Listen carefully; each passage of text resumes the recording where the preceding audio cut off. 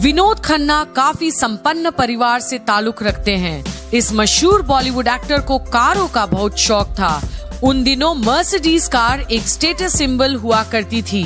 अपने करियर के शुरुआती दिनों में ही अपनी मर्सिडीज कार खरीदी थी। कार खरीदने की खुशी में विनोद ने रणधीर कपूर और शांति सागर को एक शूटिंग के बीच ही एक बूढ़े आदमी के गेटअप में सफेद दाढ़ी और विग लगाकर अपनी कार में सैर पर ले गए थे। कारों का शौक रखने वाले विनोद खन्ना जिंदगी भी काफी रईसी से जीते थे और मर्सिडीज से नीचे किसी और कार में कभी भी सफर नहीं करते थे। मगर उनके जीवन में एक दौर ऐसा आया कि उनकी सारी रईसी खो गई और उन्हें टैक्सी में सफर करना पड़ा।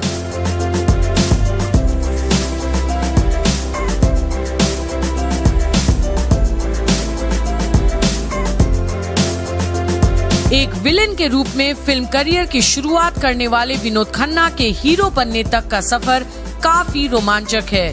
वो इतनी तेजी से सफलता की सीढ़ियां चढ़ रहे थे कि लोग ये भी मानने लगे थे कि वो अमिताभ बच्चन जैसे सितारे को भी पीछे छोड़कर आगे निकल जाएंगे। मगर तभी विनोद के जीवन में भगवान का प्रवेश हुआ। ये भगवान थे आध्यात्मिक गुरु आचार्य रजनीश। ओशो के नाम से भी काफी मशहूर हैं। ये वही आध्यात्मिक गुरु हैं जिनके प्रवचनों पर तब दुनिया दीवानी हो रही थी। विनोद भी उसी लपेट में आ गए।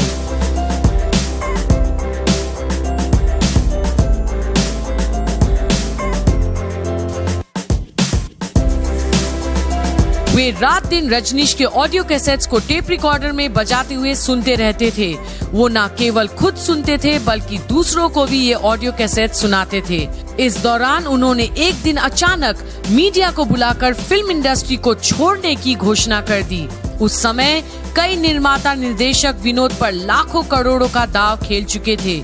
उन्होंने ये भी नहीं सोचा कि उन पर लाखों करोड़ों रुपए का दाव खेल चुके इन निर्माताओं का क्या होगा। विनोद आचार्य रजनीश के टेपों के साथ विभिन्न स्थलों पर घूमने लगे। एक दिन सब कुछ छोड़कर विनोद ने आचार्य रजनीश के पास जाने के लिए ओरेगन, अमेरिका की फ्लाइट पकड़ ली।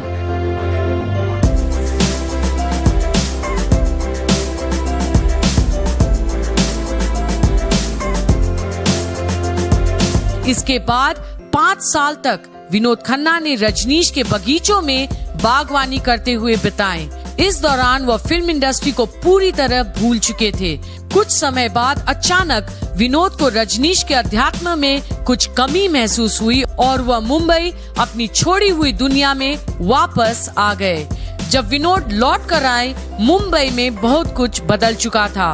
उनकी पत्नी गीतांजलि ने अपने दोनों बेटों को अकेले ही बड़ा कर लिया था। विनोद खन्ना के पास उस समय रहने के लिए कोई घर भी नहीं था और ना ही पैसा था। विनोद को उस समय ऐसा दिन देखना पड़ा कि कभी मर्सिडीज से नीचे नहीं चलने वाले विनोद को टैक्सियों में घूमते देखा जाने लगा।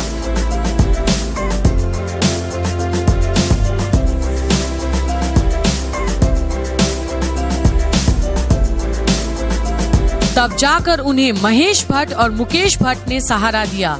महेश भट्ट खुद आध्यात्मिक गुरुओं के निकट रह चुके थे और विनोद खन्ना की मनोस्थिति समझते थे। धीरे धीरे समय बीतने के बाद विनोद को फिर निर्माताओं ने साइन करना शुरू कर दिया। मगर अब अमिताभ बच्चन बहुत आगे निकल चुके थे। विनोद खन्ना की उनसे अब कोई रेस रह ही नहीं गई थी।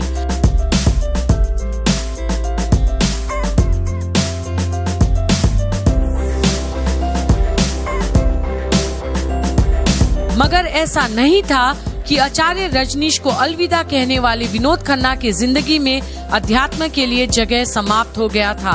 आचार्य रजनीश की तस्वीर उनके घर में हमेशा ही रही।